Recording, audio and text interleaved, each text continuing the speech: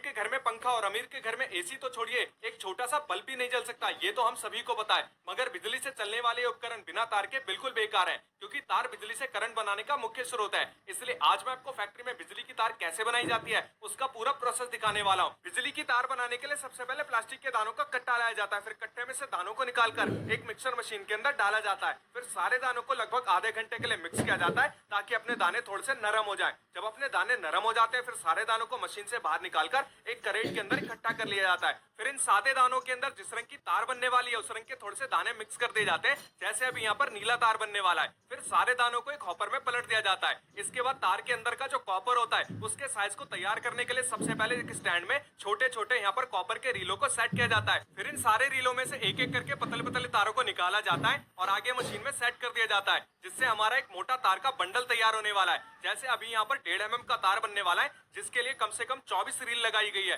तो ये देख सकते हैं मशीन में इस तरीके से सारी पतली पतली जो रीलें होती हैं वो आगे बढ़ती रहती हैं, जिससे हमारा एक मोटा पूरा बंडल बनके तैयार हो जाता है। जब अपना बंडल बनके तैयार हो जाता है इसे मशीन से बाहर निकाला जाता है। फिर इस बंडल को उठा के एक दूसरे वाले स्टैंड में सेट किया जाता है। इसके बाद यहाँ से तार बनाने का जो मेन प्रोसेस है वो भी स्टार्ट हो जाता है, जिसके लिए भैया ने तार के बंडल में से तार को निकाला है और इसको तार बनाने वाली मशीन के डाई में सेट कर दिया है। जिस भी साइज की तार बनने वाली होती है उसी साइज का यहाँ पर डाई भी सेट किया जाता है और इसको हॉपर वाली मशीन के साथ जोड़ दिया गया है। फिर इसके नीचे हीट लगा दिया जाता है। अब इस कॉपर के तार को एक पुराने वाले तार के साथ जोड़ा जाएगा, बांधा जाएगा, ताकि इस कॉपर के तार को आगे खींचने में मदद मिले। फिर डाई को अच्छी तरीके से हॉपर वाली मशीन के साथ जोड़ दिया जाता है। मशीन का सारा सेटअप होने के बाद कॉपर के ऊपर जो प्लास्टिक होता है उसको चढ़ाने के लिए सबसे पहले मशीन में से प्लास्टिक का एक वेस्ट निकलता है, जिसको तोड़ के अलग कर दिया जाता है। फिर प्लास्टिक का जो सही शेप होता है वो कॉपर के ऊपर इस तरीके से चढ़ने लगता है और पीछे से भी मशीन को चालू कर दिया जाता है, जहां से अपनी कॉपर की जो तार होती है वो इस तरीके से मशीन में आगे बढ़ती रहती है और प्लास्टिक के साथ मिक्स होके तार का शेप लेती रहती है। अभी आपको लग रहा होगा कि तार के ऊपर जो ये नीली प्लास्टिक है